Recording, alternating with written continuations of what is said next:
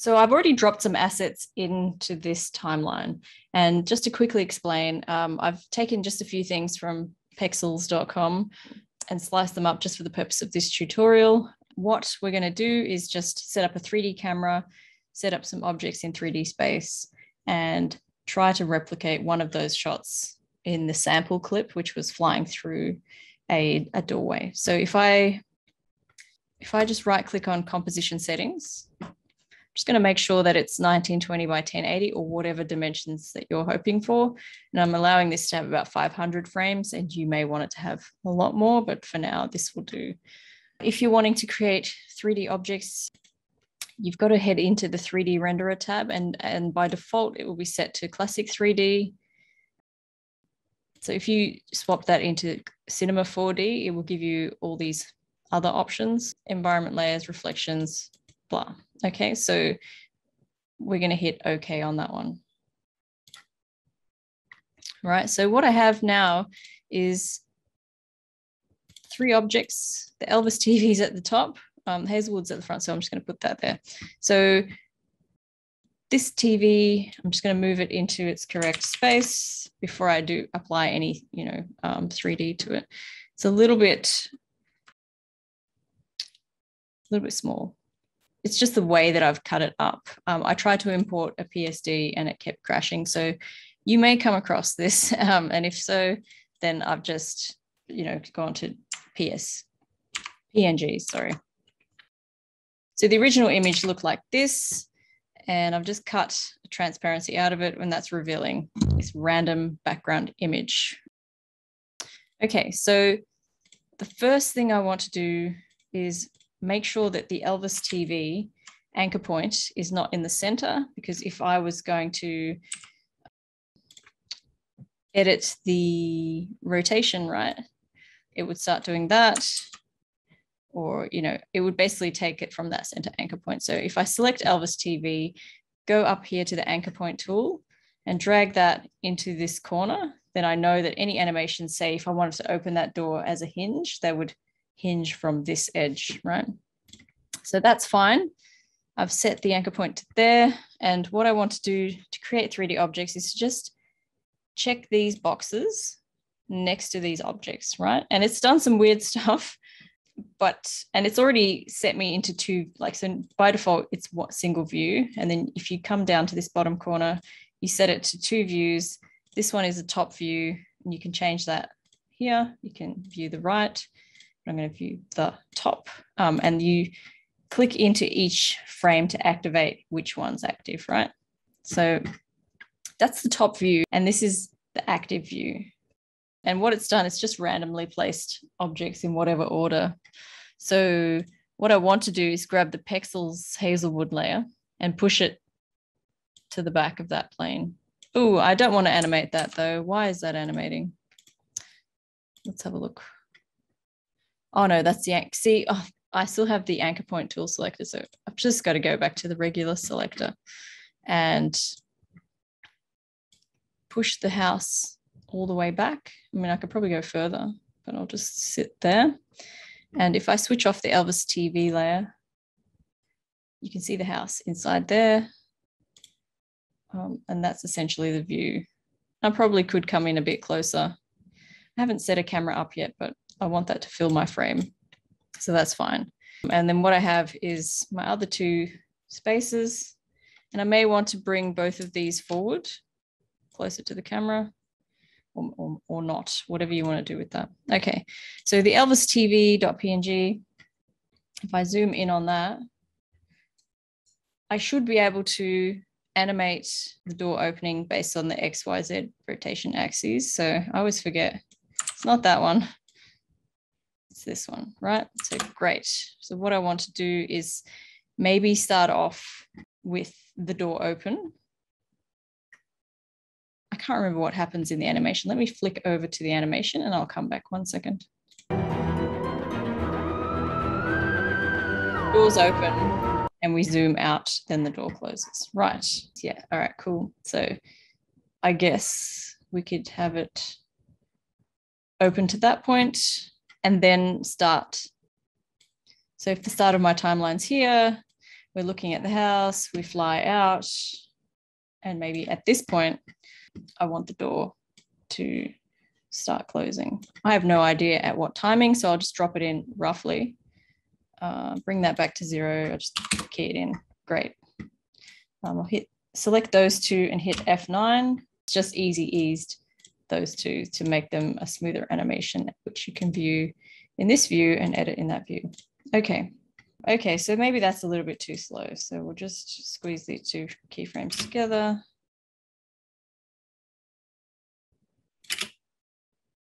Fine, that works. Okay, right. So that's what we have, an animating door. You just need to make sure you change the anchor point before you convert it into 3D, else it will be pretty hard to get that right. Okay, so now what I want to do is create a new null object and a new camera. Right, I don't know what I want these settings to be, so I'll just leave it by default. Let's see if I move this. Yep, it's going to affect that. Great. But what I want to do is to tie the camera to the null object, right? So that when I move the null object, it's like a camera rig, basically. It saves you the hassle of having to deal with this entire camera. And you can just move the null object and it will move everything that you need, right? Saves you a lot of hassle. So what I'm going to do is, I mean, I wonder if I could just, if I could position this in 3D space and push the camera X, Y, Z. Z is into the page. So I push it all the way in. This camera is, the camera settings themselves are a little bit skew-if. So it's not really, maybe I need to move this object a little bit further back. And this will create a whole bunch of issues, but let's just work with it. So X, Y, Z positioning, X, Y, Z, right? Yes, okay, good. I could even push my object a bit further back if I want. That's not my object, that's my camera. Okay. You can just experiment with how far you need to go and then come back to my null object, which is my camera rig, and go X, Y, Z positioning. Let's start the animation at this point, right? Position. No, not there. I'll move myself back in the timeline. Where does, okay, so there I am. I need to give myself some more space so I can see what's happening and so that I know when that TV is going to animate. So roughly here is where I want to end up. So I'm viewing the scene 1, 2, 3, 4. Then at this point, I guess, using my null object, animate my position. So that's dropped a keyframe. And by this point, I want to be well out and in the next scene. So X, Y, Z, pull my, oh, that's not what I want, right?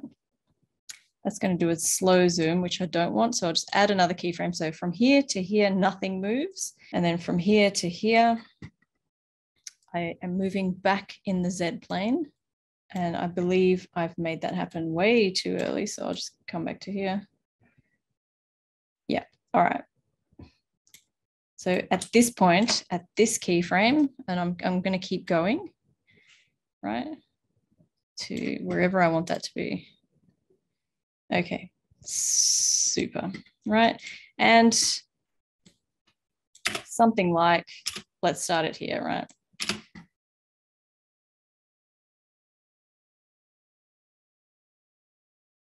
Let's go again. Yeah, nah. So maybe move these ones slightly so that it's not just abruptly ending. I'll hit F9 to easy ease those. And we go, okay, come on, renderer. No, see, at this point, I want this door to start closing, just like in the previous animation. So, maybe all this is way too slow. So we go, yep, something like that. Let's go again. That'll do.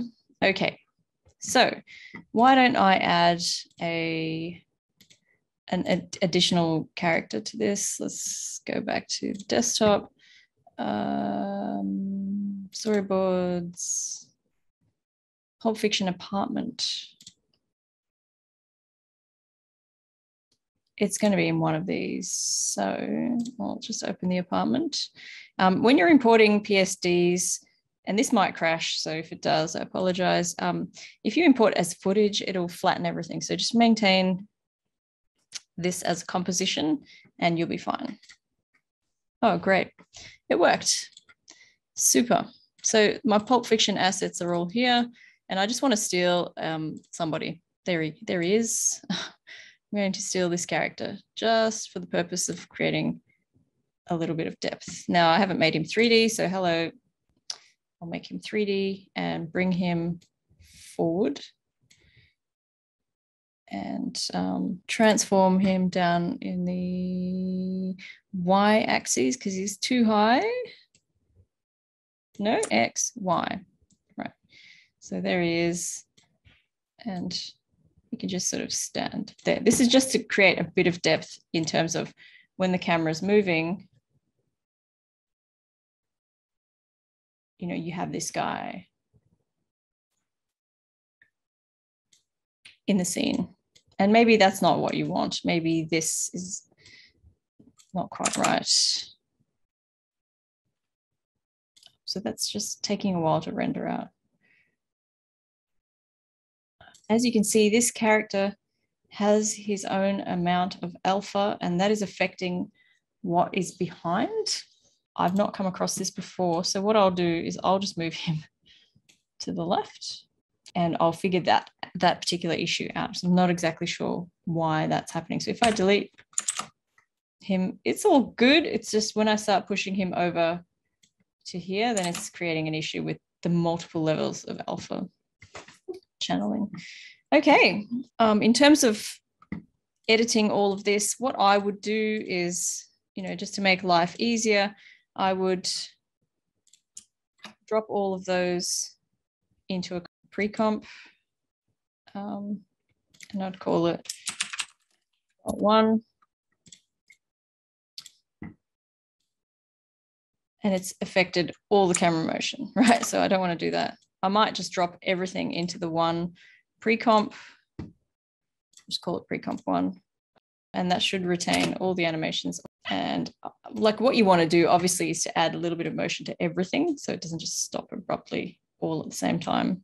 But if I go into that and, you know, sort of look at the timing,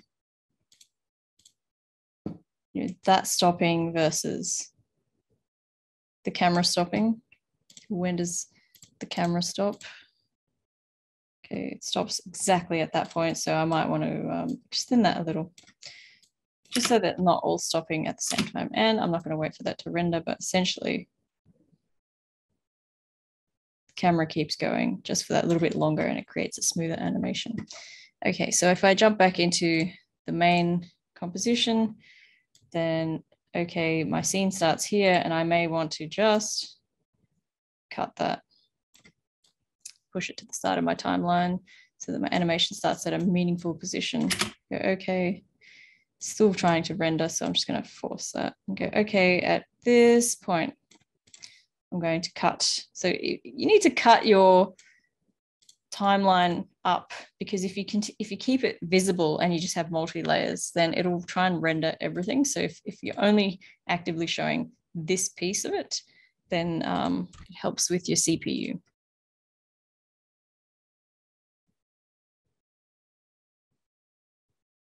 All right, cool. So